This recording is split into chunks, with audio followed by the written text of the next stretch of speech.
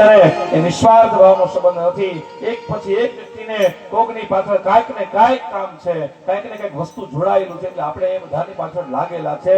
એ માયામાં, એ મોહની અંદર આપણે ગાંડા થયેલા છે. આ પરિવાર, આ પુત્ર, આ પત્ની, આ ઘર, આ બધાને આપણે વળગા છે.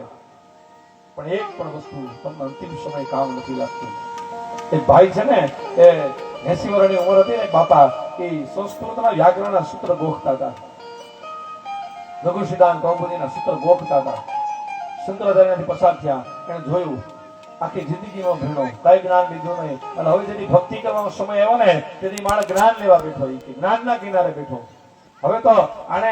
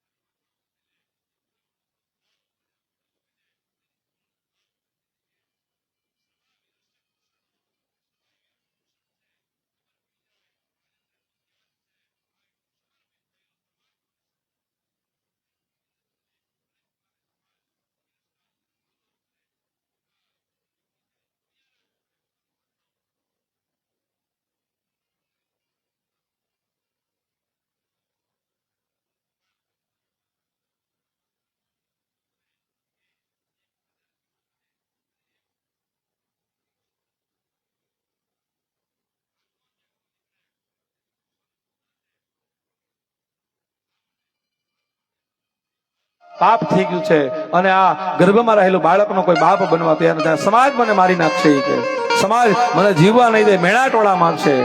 તેથી એ દીકરીને એટલું જ કીધું હતું કે જા ગામની અંદર જઈને તારા પરિવારને જઈને કહી દેજે કે આ ગર્ભની અંદર જે બાળક છે ને એ બીજા કોઈનો નહીં, સંત મુરદાસજીનું છે, કહી દેજે જા. મુરદાસજીનું બાળક છે એમ કહી દીધું. અને એવું કહેવાય છે, સાહિત્યકાર એવું લખે છે કે આ જ સંત મુરદાસ છે ને એના એ જ્યાં બેઠા હોય ને જયારે એ વાટા હોય ને બાળકને આમ ઘા કરી દીધી, મુરદાસજીને આશીર્વાદ આપી દો. અને મુરદાસજીને એટલું સન્માન અમરેલીની બજારમાં મળ્યું હતું. અને એ કઈ આગેથી ને અમોદરાથી જ શરૂઆત થાય એની યાત્રા. આમ જોવા જાવ તો આપણા જ પ્રાંતથી શરૂઆત થાય છે એની યાત્રા. એ સંત મુરદાસજીનું નામ જયારે સાંભળ્યું ને લોકોએ ત્યારે ખબર પડી કે આ ઢોંગી ધુતારો છે, પાખંડી છે, આવો ખરાબ કૃત્ય કરનારો. અને તે દિવસે ગામ લોકોએ, અમરેલીના લોકોએ નક્કી કર્યું કે હવે બીજું કાંઈ ન કરાય. અને ગધેડાની ઉપર બેઠાડી અને ચપ્પલના પગરખાનો હાર પહેરાવી આનું મોઢું કાળું કરે અને આખા અમરેલીની અંદર ફેરવા ઢોંગી ધુતારા ને પાખંડી નહીં કે. અને ફેરવામાં આવે ને ત્યારે એક સંત ત્યાંથી નીકળ્યા છે. એની ઉપર જોયા ને એટલે સંતની આંખમાંથી આંસુ આવી ગયા. બાપ તમારી આ હાલત થઈ ગઈ. અને તે દિવસે એ સંત મુરદાસજીએ એની સામે જોયું અને ભગતને એટલું જ કીધું સંતને, સંત તમે તો ખાલી મને ઓળખી ગયા ને, એ જ મારી માટે મહત્વનું છે. કારણ કે અમરેલી સમાજે મને ખૂબ સન્માન આપ્યું છે, ઘણા બધા ફૂલના હાર પહેરાવ્યા. હવે ક્યારેક હું કે ખાહડાનો હાર પહેરી લઈને તોય મને કઈ વાંધો નથી કે. પણ એ સંત મુરદાસજીને ત્યારે દુઃખ નતું લાગ્યું. પણ જામનગરના નરેશે જયારે એની કંઠી તોડી હતી ને ત્યારે મુરદાસજીને બહુ દુઃખ થયું હતું. અજ્ઞાની સમાજ કદાચ મારે તો એનો કઈ વાંધો ન હોય, પણ જયારે જ્ઞાની મારે ને ત્યારે એને ચોટ બહુ લાગતી હોય છે. જય હો. જે નથી સમજવા વાળો, જે અબૂધ છે, એ કદાચ કઈ બોલી નાખે તો એ મનમાં ન લેવાય. પણ ભણેલો થઈને જાણકાર માણસ એમ કહી દે ને કે તમને કઈ ખબર નથી પડતી, ત્યારે એને બહુ દુઃખ થતું હોય છે. જામનગરનો નરેશ છે ને એ સંત મુરદાસજીને પોતાના ગુરુ માનતા હતા. અને એને ખબર પડી કે મુરદાસજી આવું કૃત્ય કર્યું ને તે દિવસે એની કંઠી એને તોડી નાખી નવા ગુરુ ધારણ કરી લીધા. આજે માણસ નવા ગુરુ, નવા દેવતાઓ ધારણ કરે છે, એમાં એ કાંઈ અચકાતો નથી. પણ આપણો ગુરુ, આપણું સનાતન ધર્મની પરંપરાઓ આપણે મરીએ ને ત્યાં સુધી આપણાથી બદલાતી નથી. અને હિન્દુ ધર્મએ 5 વસ્તુનો વિચાર કરવો જોઈએ કે એક તમારા કુળદેવીને ક્યારેય છોડવા નહીં, એક તમારા કુળ દેવતાને ક્યારેય છોડવા નહીં, એક તમારા ઈષ્ટ દેવતાને ક્યારેય છોડવા નહીં, એક તમારા ધર્મ ગ્રંથને ક્યારેય છોડવો નહીં, અને એક તમને ગુરુ આપેલા મંત્રને ક્યારેય. આ 5 વસ્તુ ખાલી તમે પકડી લેહો ને તો પરમાત્મા તમારી સામે આવીને ઉભો રહેશે. આ 5 વસ્તુ આ ભાગવતની કથામાંથી શીખજો. અન્યાશ્રય નહીં થતા. બીજા ધર્મના લોકો આજે ઘણા બધા પ્રયત્નો કરે છે આપણા ધર્મને લજવવા માટે, આપણને એની અંદર ભેળવવા માટે અનેક પ્રલોભનો છે, પણ એમાં ભળતા નહીં. આ તત્વને જ પકડજો. 7 દિવસમાં તમને ખબર પડી જશે કૃષ્ણ મને જો એટલો પ્રેમ કરતો હોય ને આ જગતમાં, તો મારે બીજાને આશ્રિત ન થવું જોઈએ, મારે આ જ પરમાત્માને ભજવો જોઈએ. જીવનના અંતિમ શ્વાસ સુધી મારા હૃદયમાં એ પરમાત્મા સિવાય બીજું કાંઈ ન હોવું જોઈએ. સંત મુરદાસજીના ગુરુ ની પણ ચર્ચાઓ છે, પણ એ જામનગરના નરેશે કંઠી તોડીને ફેંકી દીધી અને ગુરુની સાથે એ સત્સંગ કરવા લાગે છે. અને એક વખત મુરદાસજી દ્વારકાની યાત્રાએ નીકળ્યા, એને એમથી વચમાં જામનગરના નરેશને મળતો જાઓ. પણ એના બીજા ગુરુની સાથે સત્સંગ કરતા હતા. અને એમાં એવો સમય એવો થયો કે જ્યાં જામનગરના નરેશને સમાચાર આપ્યા દ્વારપાળોએ કે મુરદાસજી આવ્યા છે અને આપને મળવા માંગે છે. એટલે પેલા ના પાડી, પછી પાછી ચિઠ્ઠી લખાવીને કેવડાવ્યું કે એમ કહો કે હું કાંઈ દક્ષિણાના લોભે નથી આવ્યો, ખાલી એમ થયું કે લાવને જામનગરના નરેશને મળતો જાઓ. જામનગરના નરેશને મળવા માટે ખાલી સંત મુરદાસજી થોડીક મિનિટ તમારી પાસે માંગે છે, બીજું મારે કાંઈ કામ નથી કે. પણ એક કૌતુક એવું હતું કે જામનગરના નરેશના આંગણાની અંદર એક બિલાડી મરી ગઈ હતી અને એના 2 બચ્ચા હતા ને એ મા વગરના ટળવડતા હતા. હજી તાજા જન્મેલા હતા મીંદડીના બચ્ચા, અને એની માં મરી ગઈ. એ દૂધ પીવા માટે એટલી બધી તલપાપડી થઈ અને એને કાંઈ ખોરાક નતો મળતો, એને ચોટીને બેઠી હતી.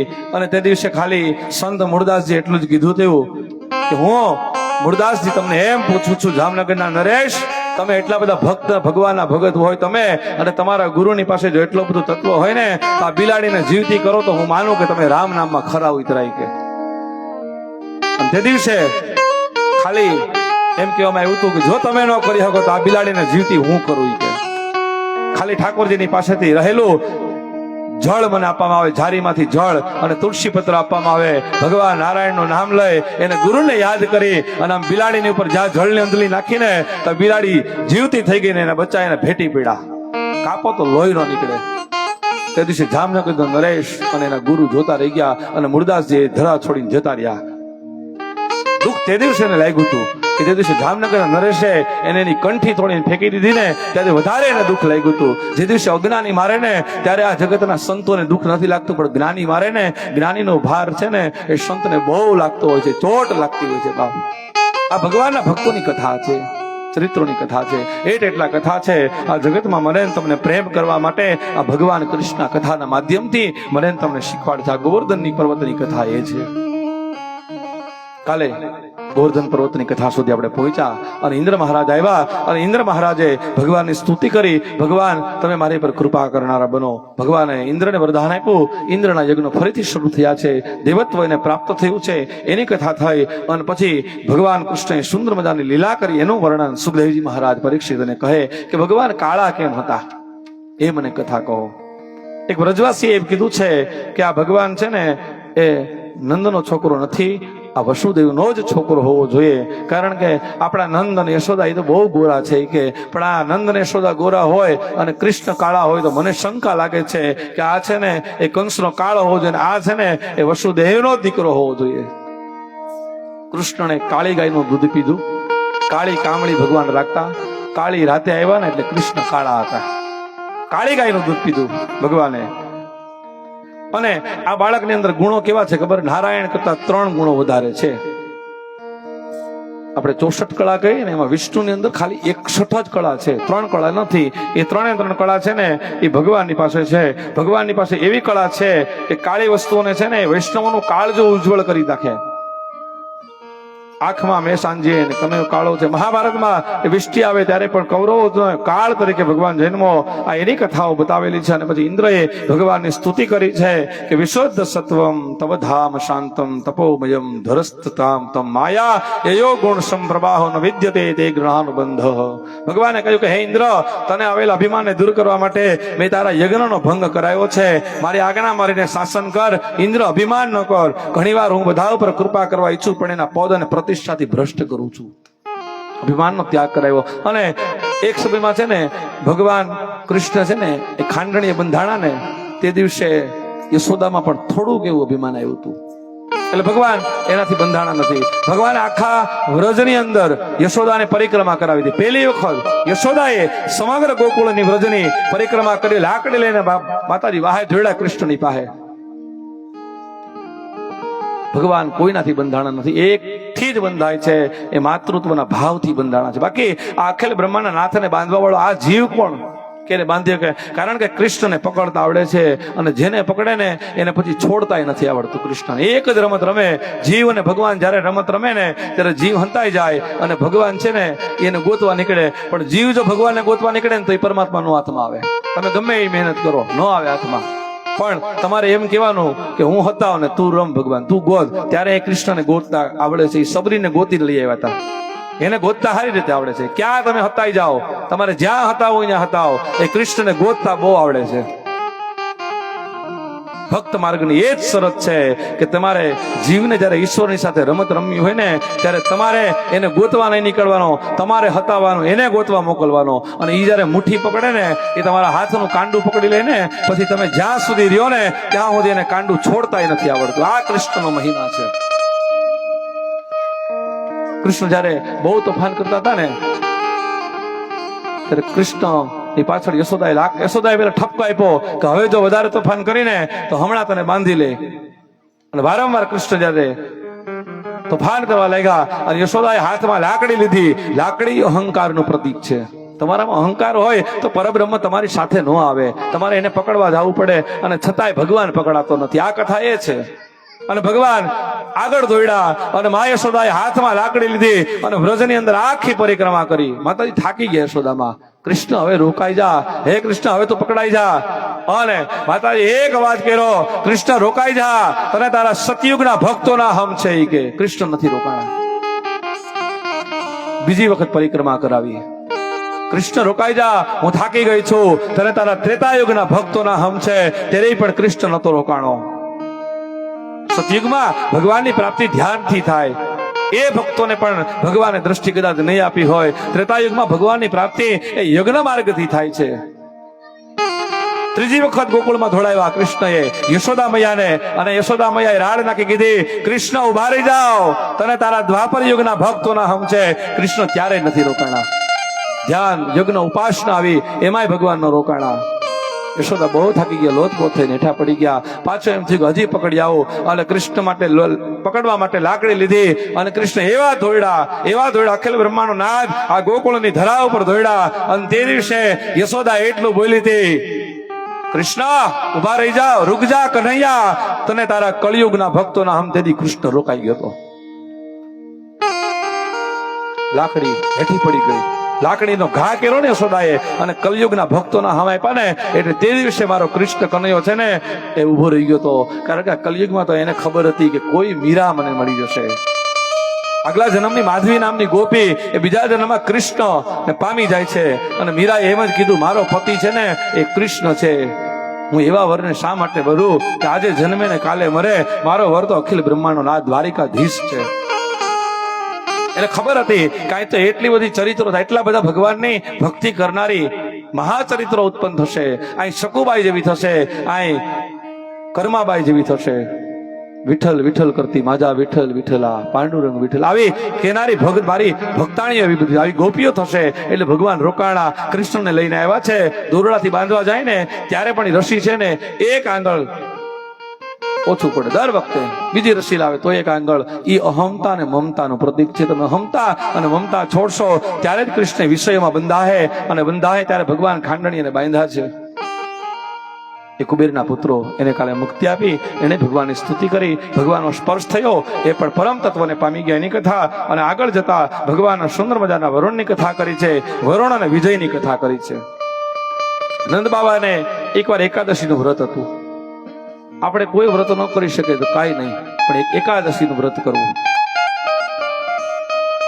બધા વ્રતોમાં શ્રેષ્ઠ કોઈ વ્રત હોય ને તો એકાદશીનું વ્રત છે.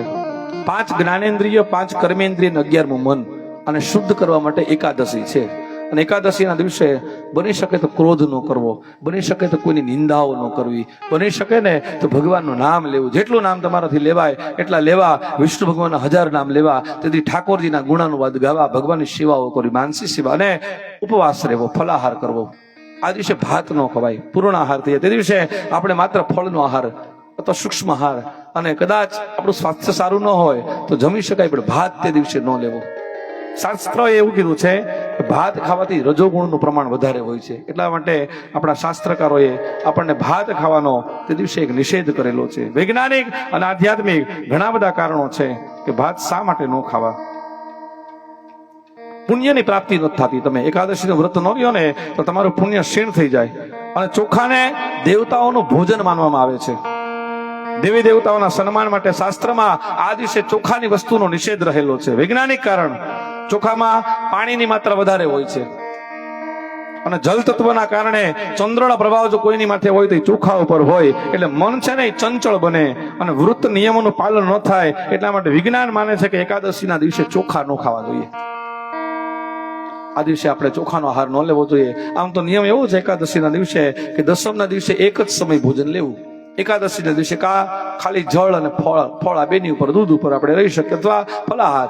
અને દ્વાદશીના દિવસે પારણા કરવા, ભગવાનને ભોગ લગાડી અને પછી જમાવી 24 એકાદશી કરે જે કોઈ પણ માણસ, એ પરમ વૈષ્ણવ થઈ જાય. અને જેનો જીવ ન જતો હોય ને, આ એકાદશીનું પુણ્ય ખાલી એને અર્પણ કરવામાં આવે ને તો એ માણસનો જીવ પરમ ગતિમાં વયો જાય છે. આ એકાદશીનો મહિમા ખૂબ છે. ભગવાને એકાદશીના દિવસે તુલસીનું સેવન કરવું જોઈએ. આપણે ઘણા એમ કે એકાદશીના દિવસે તુલસી ન તોડાય. દ્વાદશીના દિવસે તુલસી નથી તોડાતા. એકાદશીના દિવસે તુલસી પત્ર તોડી શકાય છે. અમાસના દિવસે ન તોડાય, અને રવિવારના દિવસે તુલસી ન તોડાય. એકાદશીના દિવસે તુલસીને ઉપવાસ હોય છે, પણ છતાંય એકાદશીના દિવસે તુલસી પત્ર તોડાય છે. એવું પદ્મ પુરાણ કહે છે, હું નથી કહેતો. પદ્મ પુરાણ કહે છે તુલસી પત્ર એકાદશીના દિવસે તમે લઈ શકો છો, પણ સંકોચ હોય અને ન લ્યો તો કાંઈ વાંધો નહીં. દસમના દિવસે પણ તોડી શકો. આપણા મનમાં એવી શંકા ન રહેવી જોઈએ. પણ શાસ્ત્ર એકાદશીના દિવસે તુલસી પત્ર તોડવાની ના નથી પાડતો, એ દ્વાદશીના દિવસે ના પાડે છે. 12 તિથિ છે ને એ જ ભગવાન નારાયણની છે, 11 તિથિ એની નથી. 11 તિથિના સ્વામી છે વિશ્વ દેવતા. પણ તમારા શરીરના ઇન્દ્રિયોનું અધિકરણ થાય ને શુદ્ધિકરણ થાય ને એટલા માટે એકાદશી તિથિનો ઉપવાસ બતાવેલો છે. ઉપવાસ એટલે ઉપ એટલે નજીક અને વાસ એટલે ભગવાન. ભગવાનની નજીક રહેવું ને એના ઉપવાસ કીધા. આ શરીરના ઉપવાસ નહીં, તમારા મનના પણ ઉપવાસ રહેવા જોઈએ. તે દિવસે તમારું મન કેવલ ને કેવલ વિશુદ્ધ સત્વમાં જોડાઈ જાય તો માનજો કે તમે એકાદશી કરી. આપણે એકાદશી નહીં, હવે તો 11 બધા કરે. એકાદશી તો કોઈ કરતા જ નથી. અને 10 દિન એટલું ન જમ્યા હોય ને એટલું 11 ના દિવસે રાજીગરાનો શીરો અને કેટલી જાત વાનગી. આપણે ઘણી વખત ઘણા લોકોને અહીંયા જાય તો આપણે એમ કેવું પડે કે આ જમવાનું બને નાખ્યું તો સારું હતું, ખોટા એટલા ખર્ચા કર્યા ને કે સૂકી ભાજી ને માંડવીના દાણા અને દહીં ને છાશ ને કેળા ને લચ્છી ને કેટલી જાતની વાનગીઓ ધરી ધરી અને આપણને એમ થાય કે આમાં ભગવાન લગભગ નહીં આવે. આ જ લગભગ ભગવાનના નામે ખાતો હોય છે કદાચ. એટલે 11 બધા રે. પણ એકાદશી તમે જે દિવસે રહ્યો ને તે દિવસે જળ, અને કારણ કે આપણા શરીરની અંદર સૂક્ષ્મમાં સૂક્ષ્મ જીવાતું છે ને એ નષ્ટ થતા હોય. એક દિવસ તો એવો રાખો મહિનાની અંદર, 2 દિવસ એવા કે એ દિવસે ખાલી જળ અને ફળ સિવાય અને દૂધ સિવાય, સાત્વિક વસ્તુ સિવાય તમારે સાત્વિક ઓરા ઉત્પન્ન કરવા હોય તો સાત્વિક ભોજન કરવું પડે, તો જ સાત્વિક ઓરા ઉત્પન્ન થાય. આ કથા સાંભળવી હોય તો તમે જેવી તેવી વસ્તુ ખાઈને આવો ને તો તમે આ કથા ન સમજી શકો. ઉપરથી બધી કથાઓ તમને જાય, તમારું મન જ અહીં ન બેહે. તમને ઘડીક થાય તો ઘર યાદ આવે, ઘડીક થાય તો રસોડું યાદ આવે, ઘડીક થાય તો બીજા વિચારોમાં તમે વયા જાઓ. પણ સાત્વિક ઓરા છે ને કથા આપી શકે, એ તીર્થો આપી શકે, બીજું કોઈ તમને આપી. તમારી અંદરથી સાત્વિક ઓરાઓને ઉત્પન્ન કરવા હોય ને તો એ ભગવદાશ્રય અને ઉપવાસ દ્વારા અને તીર્થોના સેવનથી તમે કરો. અહીંયા આવીને તમે કોઈ વિશે ખરાબ ન વિચારી શકો. આ પહેલી વહેલી એની શરત છે. તમે તીર્થમાં જઈ કોઈની નિંદા કરવાનો તમને મન જ ન થાય. કારણ કે તીર્થના ઓરાઓ છે ને એ એટલા બધા પ્રબળ હોય છે કે તમને એવું થાય જ નહીં કે હું કોઈની નિંદા કરું. મનથી તમને એમ ન થાય કે હું કોઈનું ખરાબ કરું. તમે તીર્થમાં જાઓ એટલે તમને સત્સંગ કરવાનું મન થાય. તમે તીર્થમાં જાય એટલે તમને સેવા કરવાનું મન થઈ જાય. આ અહીંયા સેવાઓ થાય એનું કારણ શું? આ બધા ઓરાઓ અહીંથી ઉત્પન્ન થાય છે, અંદરથી એનું તેજ ઉત્પન્ન થાય. એટલે તમે સેવા કરો, તમારા વિચારો શ્રેષ્ઠ બની જાય. તમે પોતાની હાથે, તમને કઈ કેવું ન પડે કે આ કરવું પડે, તમે તમારી હાથે કામ કરો. એનું કારણ કે આ તીર્થના ઓરા એટલા પ્રબળ હોય છે. તમે અહીં બેહીને ગીતા વાંચજો, અહીં બેહીને ભાગવતની કથા સાંભળજો, તમારા ઘરની અંદર સાંભળજો, ભગવાનના મંદિરમાં, તમે સિનેમા ની અંદર જાઓ તો હોટલમાં જાઓ ત્યાં ગીતા બેહીને વાંચજો. નહીં વાંચી શકો. એના ઓરા ખરાબ ઓરાઓ, એ નેગેટિવ ઉર્જાઓ તમારી અંદર પ્રવેશ કરતી હોય. તમને એમ થાય મૂકી દો ને, ખાઈ લઈએ ઘડીક વાર માટે, જીવનમાં આવ્યા તો મોજ કરી લઈએ. આવો તમારી અંદરથી અસુર ભાવ પ્રગટ થાય. કારણ એ હોટલના, એ સિનેમા થિયેટરના ઓરાઓ એવા બધા હોય, નેગેટિવ ઉર્જાઓ હોય છે. એ તમને સકારાત્મક વિચારો આપી ન શકે. એ આપવા માટે તમારે તીર્થમાં જવું પડે, તીર્થોની યાત્રાઓ કરવી પડે, તમારે આવા સત્સંગમાં જવું પડે. ત્યારે તમને આ તીર્થોના ઓરાઓ મળે અને ત્યારે તમે આ કથાને સમજી શકો. સદા સેવ્યા શ્રીમદ ભાગવતી કથા. ત્યારે ભાગવતની કથા મને તમને સમજાય છે. આ ઇન્દ્ર વરુણ ભગવાને વરુણ વિજય છે અને એકાદશીના વ્રત કર્યા અને ભગવાનની કથા ગણિતની દ્રષ્ટિએ એકમથી ગણો ને એટલે 11 થાય અને 5 + 6 એટલે બરાબર 11. 11 તત્વની શુદ્ધિકરણ માટેની કથા બતાવી છે. અને એ કથા પૂરી થતા થતા હવે આપણે જવાનું છે રાસલીલાની કથામાં પ્રવેશ કરવાનો છે. આ રાસલીલા એટલે અલૌકિક રાસ, જીવને બ્રહ્મની સાથે મિલન થાય ને એની કથા છે. આપણને એમ થાય કે આ કથાની અંદર કથાને બદલે રાસ શા માટે ઘડીએ ઘડીએ રમાડવામાં આવે છે? આ ટાઈમ પાસ કરવાનું કોઈ સાધન નથી. આ પહેલી શરત કે આ કથાઓ થાય અને તમને અમે રાસ જે કઈ રમાડીએ ને એ કોઈ ટાઈમ પાસ કરવાનું કે અમારો સમય એટલી વાર બચી જાય અને અમને કઈ તકલીફ ઘડે ન પડે, એ કોઈ સાધન નથી. આ પહેલી શરત. કલો કેશવમ કીર્તનમ. કલયુગમાં ભગવાનની પ્રાપ્તિનું કોઈ સાધન હોય ને તો કેવલ ને કેવલ કીર્તન છે, બીજું એક પણ સાધન નથી. આ હું નથી કેતો, આ વિદુરજી બોલે છે. માર્જનાત કૃષ્ણ ગ્રેહસ્ય મનોવિક્ષેપકમ રજઃ નાસમેતિ તદર્થંતો માર્જયામિ તથાસ્તુ. મેં આપણે શરદ ઋતુમાં નથી રાસ રમતા, નવરાત્રીની અંદર બધી ઋતુમાં મેં તમને કાલે કીધું કઈ ઋતુમાં તમારે સ્વસ્થ રહેવું હોય ને તો શું કરવું જોઈએ? તો શરદ ઋતુ હોય ને ત્યારે રાસ રમવા જોઈએ. આ રાસ છે ને શરદ ઋતુમાં રમાડેલો છે. ભગવાને ક્યાં રાસ રમ્યા? વૃંદાવનની અંદર રમ્યા છે. 1 કાન અને 1 ગોપી, 2 કાન અને 1 ગોપી, બધી ગોપી અને એની વચ્ચે કાન. અને ગણિતની દ્રષ્ટિએ નક્કી કરો ને તો આપણા નક્ષત્રો 27 છે. એ 27 ને ગુણાકાર કરો ને એટલે 108 થાય. તમે જે માળા કરો ને